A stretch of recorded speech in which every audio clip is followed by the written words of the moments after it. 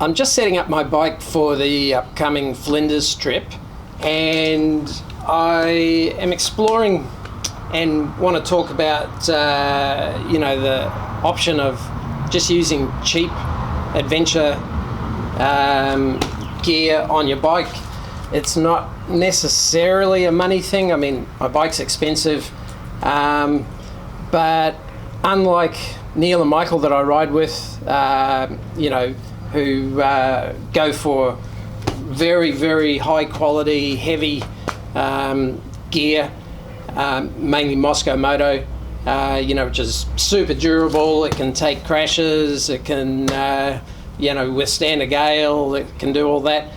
I've always tended to go for a cheaper option, and last time and for the previous 3 or 4 trips, I've been running these 3050s, which are 28 litres a side, just on my custom racks, which do nothing but stop anything from moving side to side. The weight is supported by the straps across the seat. But I found this option here, which is 10 litres smaller, 18 litres a side, called Wildheart, which actually match the profile of the bike. And what I was trying to do is get away from having as wide a load, which actually sticks out into the airstream a little bit and makes the bike feel a little bit less settled.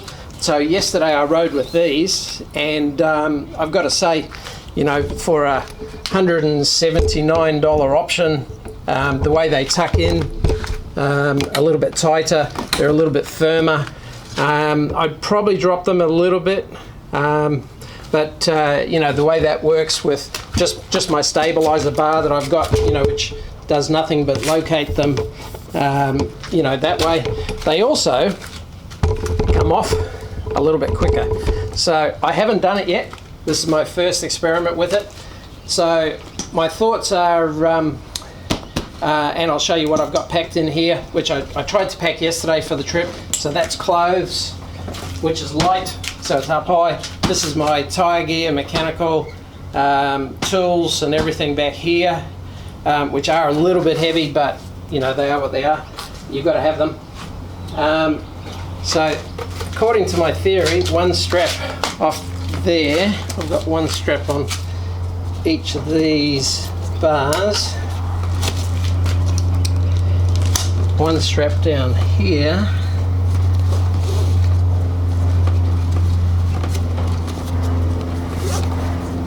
and that's that side ready to come off. So I think it's a bit quicker to get off. Yeah, that should all come off now.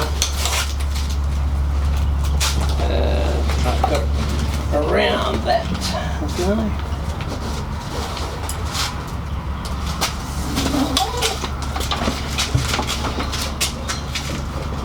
So yeah,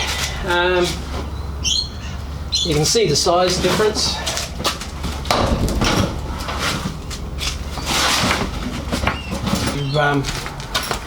These tend to bag out a little bit and get quite wide. These are narrower option.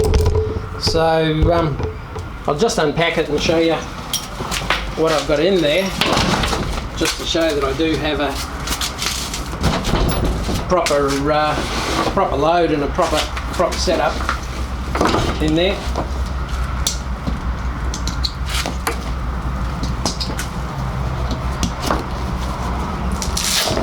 So on this side, quite a big sleeping mat. I like a nice comfy sleeping mat, pillow, same.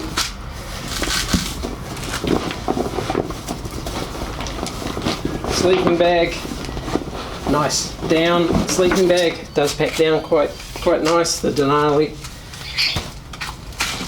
tent poles, they're 1/2 meter long, and a chair, and the tent pegs on that side. This side,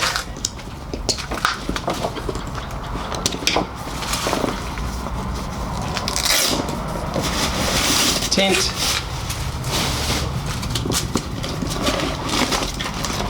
2-litre water bladder, meals for 2 nights, snacks and breakfast for 2 days, and all my cooking gear, which includes enough to make coffee, snack,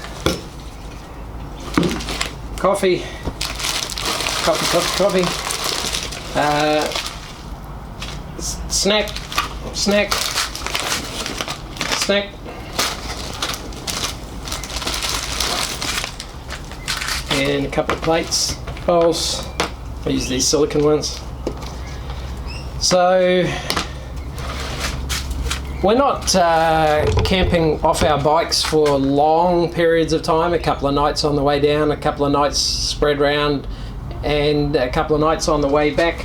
But you know, that's a reasonable load into smaller bags, which I'm also hoping, after riding with it yesterday, to adjust to get it a little bit lower, a little bit more further forward.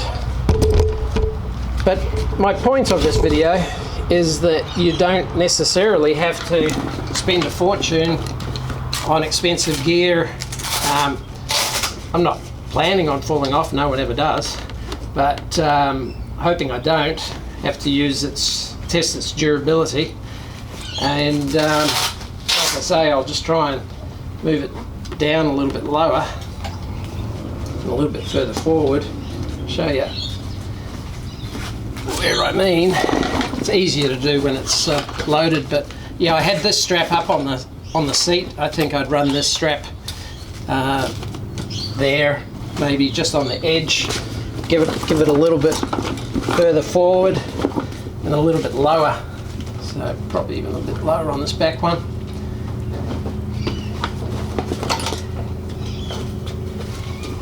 So yeah, by no means is this a comprehensive test. I'll let you know how it goes, but you know, up here I've got 1 litre of water for a day, and you know, everything that I have up here for navigation, etc., etc. Generally speaking, camping gear in this one, cooking gear in the other one, although I've split the tent over. I would love to not have this gear back here. You know, it weighs, because there's 2 tubes, short tyre levers, the Ballard's tyre levers, and compressor and toolkit in there, you know, which is probably a couple of kilos up high and back, that, you know, you've got to carry it somewhere. It's got to be somewhere. I mean, I could potentially put some of this gear into the saddlebags to get the weight lower and more centralized, but then when you need this, you know. So this is probably what I go to, you know, the most. But yeah, that's just a breakdown of this. These were $179 Australian on Amazon. Turned up in 2 days. Wild Heart, they're called. 18 litres a side. You got Velcro up the top here. Roll down and clip forward. 2 clips over the top to adjust it. 2 clips there. One of those goes around my bar here, which locates it. You know, keeps it away from the muffler and anything hot. And I just think that this format is going to work better. Now, I know that there are, you know, a lot of different options. Your Tusk, your Moscow, you know, heaps and heaps of options. I'm not saying they're not better. 100% they are. This is not durable. If you skid this down the road, this 100% is going to tear a seam. It's going to leak. You know, Michael suggested you could get the patch for inflatable boats, you know, if you did need to patch it on the road. But it also is tucked in a lot better, and you know, there are other ones that go around that combine these 2 sides, you know, the giant loop and the top section, but I needed to have enough capability. We're going away for 2 weeks. So anyway, I just wanted to point out you didn't need to spend a fortune on adventure riding gear, and you know, just show you how I implement it.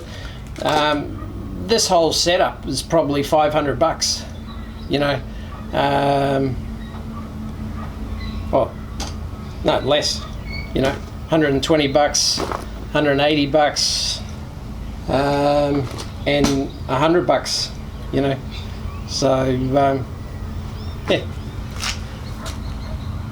it's less than one of the expensive bags, and just gives you those options. So that's my setup, and the bike's coming together and getting ready for the trip. New chains and sprockets. I'll change out the tyres to the rear Motors Tractionator Adventure instead of the Rail Z, and put a fresh Scorpion on the front, put the good wheels on, and yeah, should be ready to rock and roll for 6,500–7,000 kilometres over 2 weeks. So thanks for tuning in. Cheers.